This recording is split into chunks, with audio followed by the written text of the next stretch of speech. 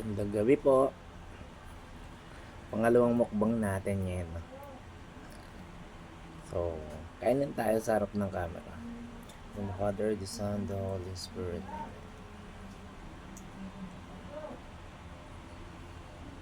Lord, maraming salamat po sa biyaya na binibigay nyo araw-araw sa akin. Maraming salamat po. And sana po wala pang katapusan ang pagpo-provide nyo sa akin ng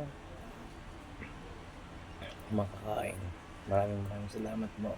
At sana po pagalingin nyo ako sa aking sakit. Yun na naman po yung hiling ko para makatagal ko makasama yung anak ko. Maraming salamat po. Sa ngalan ng Ama, ng Espiritu Santo. Amen. Ayan. Meron tayo ditong kanin. So yung ulam natin, sabaw ng bulalo. Ayan. Ayan. May mais, sabaw ng bulalo.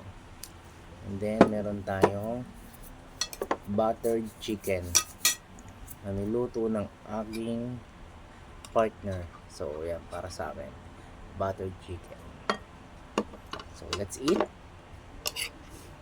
Yung mga maghapunan dyan, sabayan nyo na po ako. May saging. Ganda, no? Saging tsaka mais pinaghalo. And then syempre repolyo. Sarap. Sabaw lang naman po yung atin dito. And then yung buttered chicken natin. Saging muna.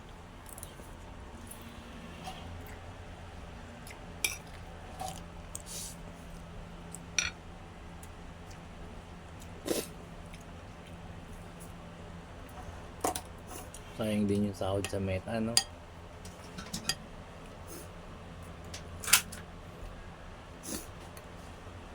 Ito na natin sahod is $160. Sana madagdagan.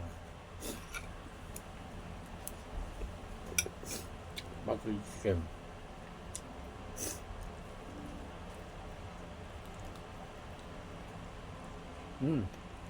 Hindi tayo kakain ng baboy, ha? Sabaw lang tayo, tsaka may kalabasa rin.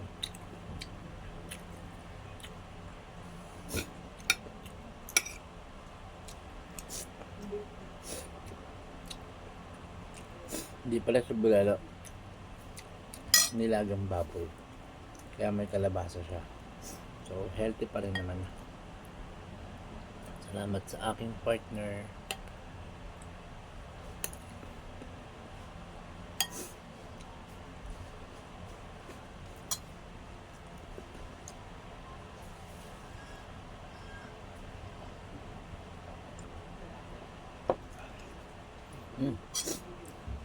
So paunti-unti lang yung tubig natin. Kasi pag dumami yung tubig natin, medyo minamanas tayo.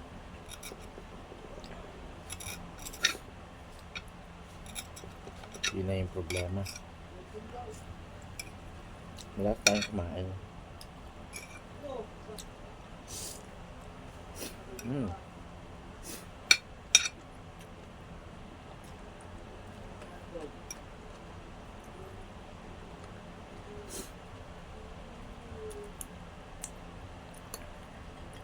Kalabasa.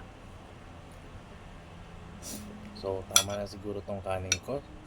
Since naggabi naman, hindi tayo dadami ng kain unlike kanina.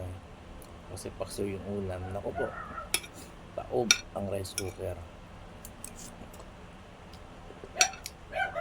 Yung sinain namin kanina, kalahating kilo yan, ng 55 pesos na bigas. Hindi yung tagbe 20 pesos ni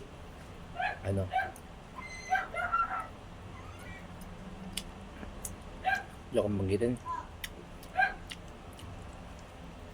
Kakagis mo na. Siyempre, kung pipili ka ng bigas, doon ka na sa mga kain mo. Lalo na kung may maliit ka. Dapat yung komportable sila.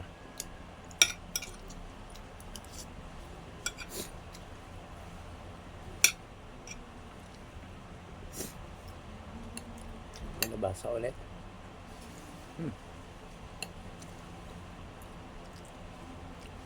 Kakainin ko kay mais. Di na siguro. Gabi.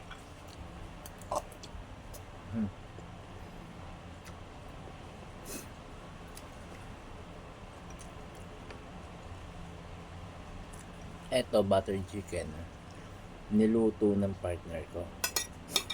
Kasi nagpaluto ako.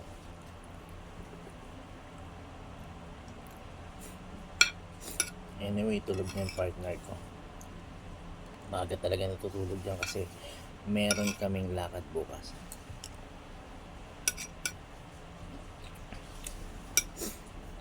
Niluto niyang buttered chicken sa akin is only 2 pieces, pero pinaramihan ko ng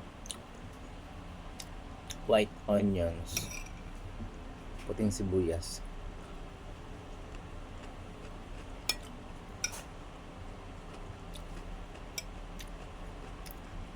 then chicken lang, and then buttered.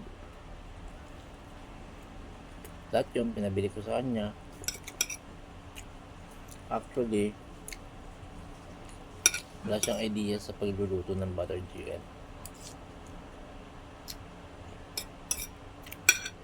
Ako talaga yung marunong. So, ginaid ko lang siya. Ngayon, alam niya na. Every time magpapaluto ako sa kanya ng buttered chicken, eto na. Marunong na siya.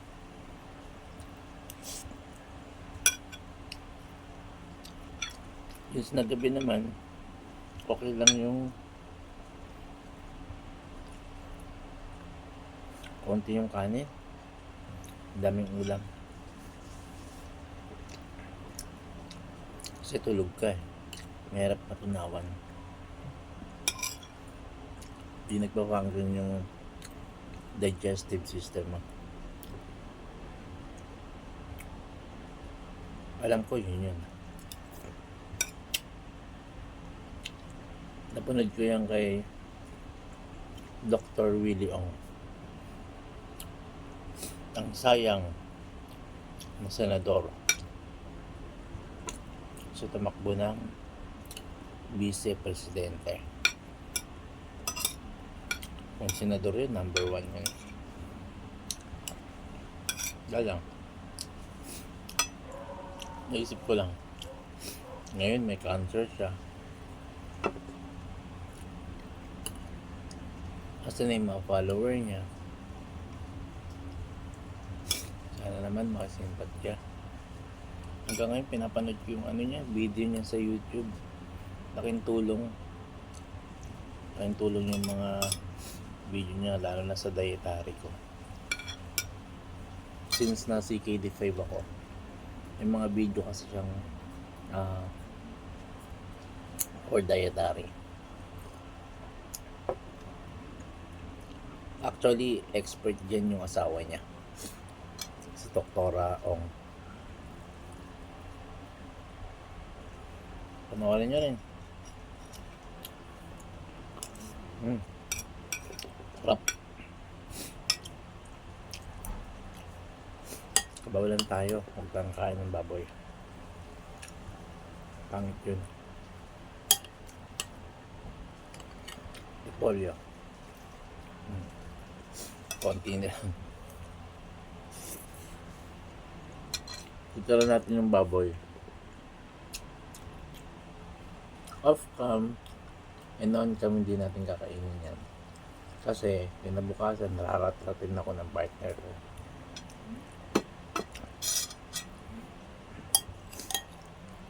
Rat-rat ka. Kumain ka ng baboy. Sobrang higpit niyan.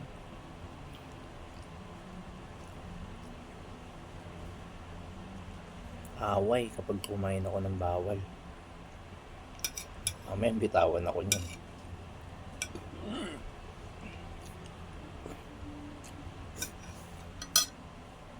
Mamaya ipaalaga ako sa iba niyan.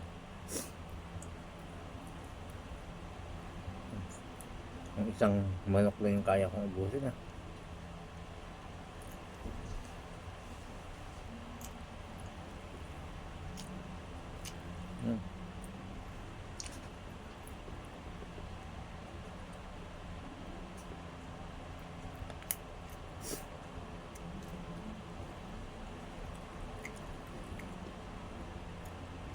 Tapos na kumikita tayo ngayon sa Facebook, kamahiya kung ano yung content mo. Kahit ano lang naman yan eh. Basta may upload ka.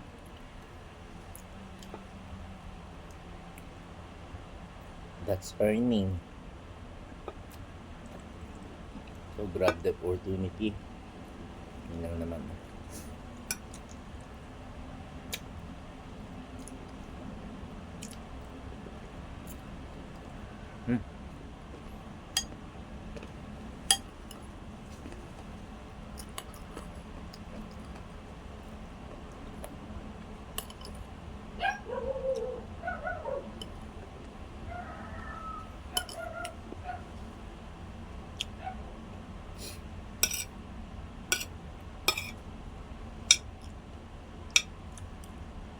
Wala naman akong libang ngayon. Is na nag-resign tayo from laptop agent to virtual assistant.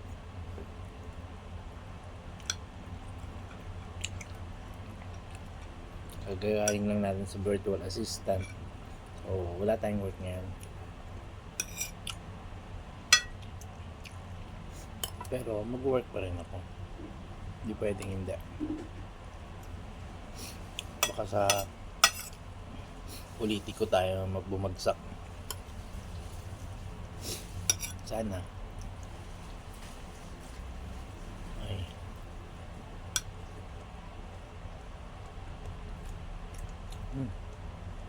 Sarap. Sarap ng sibuyas. Manamis-namis. Kaya ko palang ubusin eh. Isa na lang ating buttered chicken. Ibusin natin. Bana tayo sa ulam. Huwag sa kanin.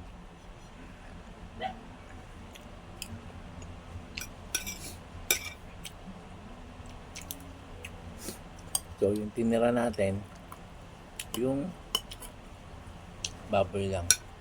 Ayan. Pag di na kasi nakita, patay ako. So hindi tayo kakain yan. Since na may manok naman.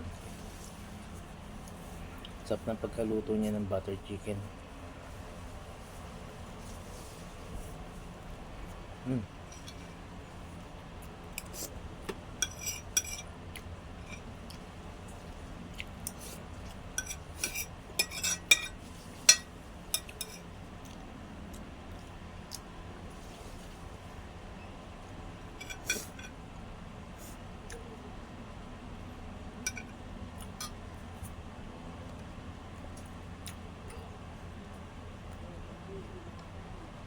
Air fryer niya pa dapat to eh. Sabi ko wag na. Okay na yung bagong luto.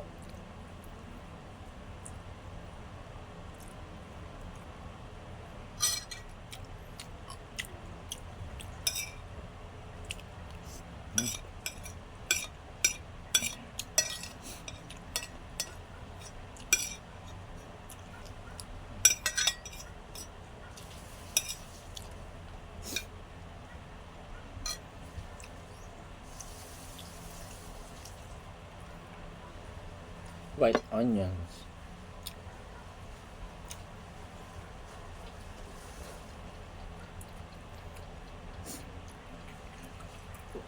Baka sabihin nyo, hindi ako naligo. Naligo ako.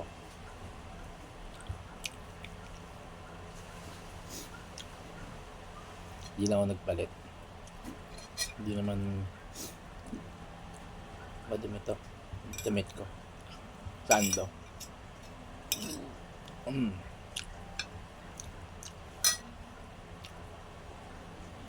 So yun, konting kanin lang, and then inubos ko yung dalawang buttered chicken naman yung masasarap na white onions, manamis-tamis, and then sabaw ng nilagang baboy.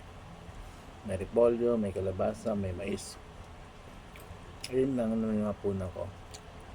Kain na rin kayo.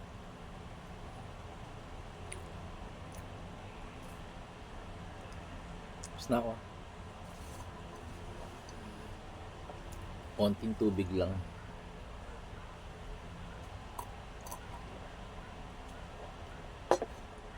Bye-bye.